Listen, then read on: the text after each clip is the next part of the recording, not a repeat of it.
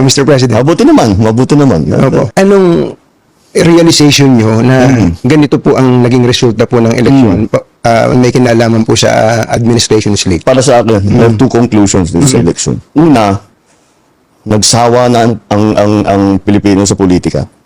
Sawan-sawa na sa politika. Ang mensahe sa amin lahat, hindi lamang sa akin, kundi sa aming lahat, tama na yung pamumulitika ninyo. At kami naman ang asikasuhin ninyo. Tama rin naman eh. Yan naman talaga ang dapat natin ginagawa. Kaya mabuti. O, tapos na yung eleksyon, tama na yung politika. Tama na yung politika. Maggawin na natin lahat ng kailangan gawin. So nagsawa ang tao. Ano po yung pangalawa? Yung pangalawa, disappointed ang tao sa serbisyo ng gobyerno. Hindi nila nararamdaman at masyadong mabagal ang galaw ng pagbubuo ng mga project na hindi pa nila maramdaman.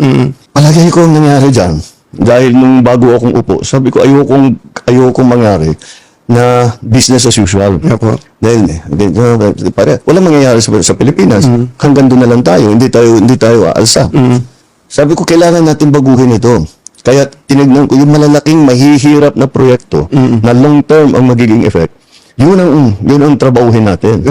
So, tinrabaho namin, kaya lalaki na yung mga project na ginawa namin priority, yung mga tourism, yung mga health, yung mga puro malalaking proyekto. Ang problema sa malalaking proyekto, di ba, transportation. Medyo matagal eh. Matagal talaga. Kahit na super efficient, walang problema, tama, hindi nagka-problema. Matagal talaga yan. Isipin mo, yung subway, huhukayin mo yung para makadaan yung tren. Matagal din, matatapos yan. Tapos na ako, matagal na akong tapos. Pero sabi ko, kailangan magawa natin ito. Kasi kung hindi natin gawin, paano na, hanggang dito na lang tayo. Kailangan gumawa tayo ng bago. Ang nasa isip ko, may magandang kasabihan, if not us, who? If not now, when? Kailangan gawin na natin.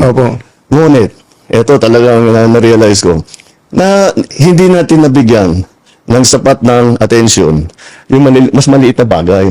Yung para maging masagbaginhawa ang pang-araw-araw ng buhay ng tao. Yung pila sa tren, yung traffic, yung mga ganyang klase. Para naman mas maginhawa ang buhay ng tao. Kasi iniisip ko, hindi, pag pinaganda natin yan, gaganda rin. Anong gagawin natin ngayon habang inaantay immediate, anong gagawin natin ngayon? Ayun ang talagang bibigyan natin ng atensyon ngayon. Inaamin niyo po ba na may pagkukulang kayo doon? Oo. Nag-concentrate kami lahat, yung kabinete lahat. Pero sinasabi ko, ito yung mga importante. Kailangan umpisahan natin ito. At kahit wala na tayo rito, nasa lagay na yan, natuloy-tuloy na yan. Kailangan nang talagang tapusin. Yun ang talagang iniisip ko. Ngayon po ba, meron pa rin kayong countdown ng natitirang mga araw sa Malacanang? Araw-araw. Pumapatak yung metro. Yung metro. Anong nararamdaman niyo kapag pagtingin 1,130 plus ano pong nararamdaman niyo pag gano'n? Ganon din, mula nung umpisa, kailangan natin madaliin to. Ba't ang bagal? Ba't wala pa? Bakit hindi pa magawa?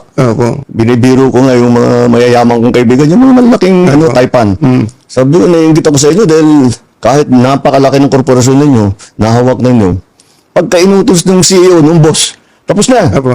Pagka ako nag-utos, marami pa akong kukumbinsin. Dito sa gobyerno, pagka meron ka naisip na bagong initiative, bagong idea, siyempre ilalapit mo dun sa rank and file, di ba? Para implementin nyo ito. Naku, ang sagot laging bumabalik. Ay sir, hindi pwede yan. Baka makuha kami, baka totoo rin naman. Dahil patong-patong ng mga batas natin Kung minsan, contradictory, lahat ng tao masyadong maingat.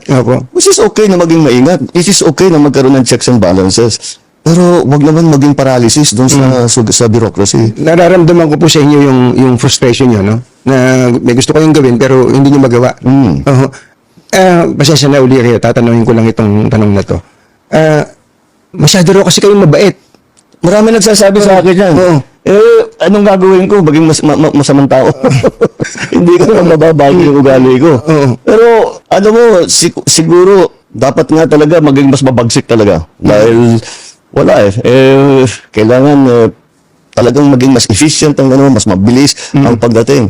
Kasama na siguro yan sa eleksyon namin dito sa naging eleksyon. Pasensya na kayo uli. Bagamat ang gusto nyo sana wag na munang politika bago lang natin iwanan yung eleksyon. Can you categorically say na ayaw niyo po ng impeachment? Yung impeachment, nasa Senado na yan. Pabayaan natin sila, may proseso yan. Pabayaan natin ang proseso. Ako, basta ang nasa isip ko, tapos ng eleksyon, balik sa trabaho. Gawin na natin lahat. With the new lessons learned. Papasok na po kayo sa second half, kumbaga sa basketball, papasok na sa second half. Binabagit yung kanina yung mga kailangan ng tao, yung agad-agad. Ako din po, yun din po ang nakita ko na agad-agad, especially yung tungkol sa bigas. Pagkain, number 1 yan eh. No? Sinusumbatan kayo mula day 1 hanggang sa kamakailan lang, yung 20 pesos na bigas. Okay, tatanungin ko po kayo, nilaunch niyo po yung 20 pesos na bigas bago mag-eleksyon. At ang sinasabi ng iba, ako, hindi sustainable yan. Patsi-patsi lang yan, hindi maitutuloy ng gobyerno yan. Unang tanong ko po, ba't ho ba ngayon nyo lang ginawa yun? At pangalawa, hanggang kailan ba ito? Baka nga patsi-patsi lang po ito. Sige. Ang tanong, bakit ngayon lang? Bakit ngayon lang? Kung kaya nyo palang gawin, ba't di nyo ginawa noong 2022? Noong 2023? Dahil, hindi namin, noong 2022, 2023, 2000, hindi pa namin kayang gawin. Bakit? Ang key dyan ay yung production. Kaya patayo namin ng irrigation, ang dami naming dam na ginawa, ang dami na naming pinamigay na makinarya. 2023, ang ani ng palay sa Pilipinas, pinakamataas sa kasaysayan ng Pilipinas. Nalampasan pa yun noong 2024. Kaya sa production, dahan-dahan, inaalalay natin. Bakit ngayon lang na tayo nagbibigay ng tulong sa produksyon? Dahil ang Pilipinas, ang mga opisyal, na-spoiled. Basta't import lang ng import. Tapos, yung importation yan, illegal and legal. Ang katotohanan, ang nakita namin, ang pang-control doon sa presyo ng bigas ay ang smuggled na bigas. Kaya nag-hoard. Yan. Ang una na, kung titignan ninyo, ang isa sa una namin ginawa, nag-raid kami ng mga warehouse. Ito ang pinakamalupit. Sinabi namin, ba't may ganito? At hindi na iniintindi, basta puro ang import natin. Dahil ang nag-i-smuggle, mga official din ng gobyerno. Kumikita sila. O di bakit nila papalitan? Sige, pasok sila ng pasok. Hindi nila iniintindi ang production, hindi nila iniintindi yung sistema, hindi nila iniintindi ang presyo ng palay, ang presyo ng bigas, ang kikitain ng magsasaka. Wala. Kailan po itong mga nag-i-smuggle? Basta ito yung nakita namin noong pag-upo ko. Meron talagang ganyan. Nung inipit namin yung mga smuggle at rinaraid na namin yung mga warehouse, nabawasan yung supply. Kailangan namin ayusin yung NFA. Lahat yan, yung mga changes na ganyan, hindi ganun kasimpleng gawin. May batas na kailangan palitan, mayroong mga taong kailangan palitan, ibang konsepto na. So, ngayon lang namin nabuo lahat. Mr. President, ang isa pa pong importante sa tao, kalusugan, di po ba? Meron naman ng kung ano na nahihingi ang